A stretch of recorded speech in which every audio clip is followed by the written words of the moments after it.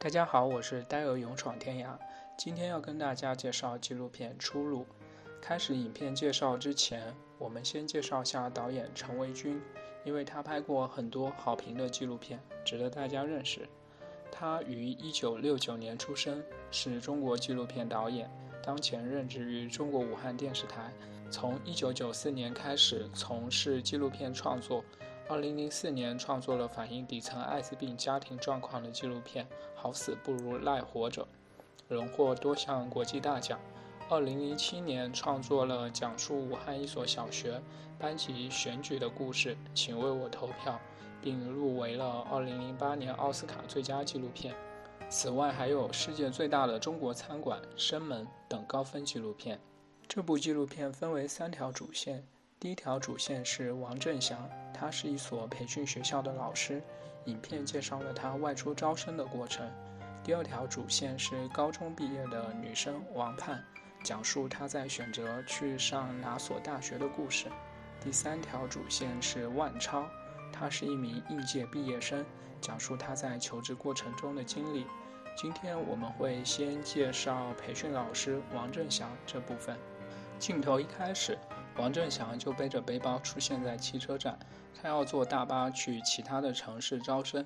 学校所有的男老师都出差搞讲座招生，女老师在学校打电话请学生来听讲座。下面是王老师在招生现场会的一场慷慨激昂的演讲。读书是我们当今社会的最好的出路，你们认为是还是不是？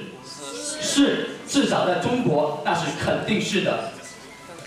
我们中国也有句俗话，怎么说的？万般皆下品，唯有读书高。所以我们在座的各位都应该会有一个共识：读书不仅仅能够使我们获得一个强大的精神世界，更能够让我们拥有一个体面的工作和高品质的生活。宣讲会之后，私下休息时，王振祥说道：“学校给每个老师都分配了任务，平均每场讲座要转化3个学生去交100元的注册费。然而去年他讲了50场讲座，当场只有11个学生注册。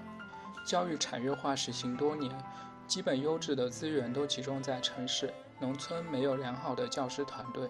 农村的孩子高考的分数较低，无法上好的大学，就只能选择王振祥所在的这类没有分数要求，但最后又会给发放大学文凭的商业学校。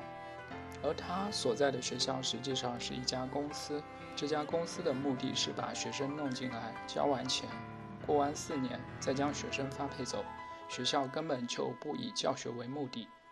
王振祥在宣讲会上介绍了他们学校宏博软件教育，号称有良好的师资团队，毕业后学校会安排学生就业，而找到一份好工作，获得高薪，摆脱贫困，是每一个在座的学生和家长迫切想要实现的愿望。但是真的等到学生毕业后，学校根本就不能安排工作，只是将学生强制安排在外地。学生在外面经济压力大，回学校的路费高，迫于生活压力，学生只能在当地打工，无法回学校找学校麻烦。王振祥戏称，招生是3大暴利行业之首，他这招生的行为就像传销一样。年景好时，他们1年可以招5000人，每人每年的学费是12500元，这就是6250万。而这12500元的学费对于学生来说是巨大的压力，他们家可能是把牛羊都卖掉，东拼西借，就差砸锅卖铁来凑学费。至于为什么不在城市里招生，王振祥说，因为城市信息通畅，网络发达，学生家长的见识广，很容易识破他们学校的真相，不会轻易上当。而农村的孩子，父母接触电脑和网络的机会少，根本无法辨别。从学校毕业的学生，工资最低在1200元左右，不吃不喝的话，也需要4到5年才能将学费挣回来，更别说4年的时间在学校就是混日子，能用上的知识很少。转眼，王振祥又出现在汽车站，他买了去阳新的汽车票。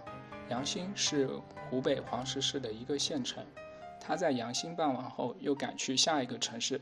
招生会通常的安排是开场讲一个故事，故事的目的是要达到使台下的家长感受读书的重要性，说动了家长，其他就容易多了。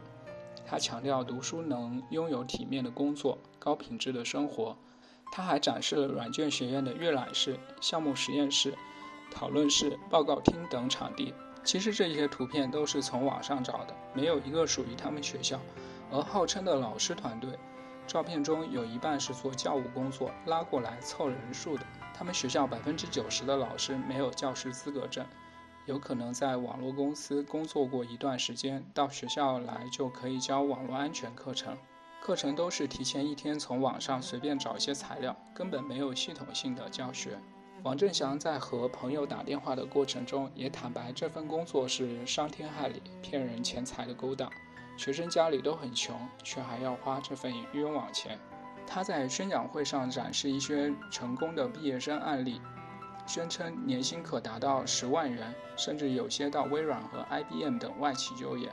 这些成功的案例深深地吸引着台下的家长，他们太渴望自己的孩子能够有一份体面的工作，摆脱贫穷。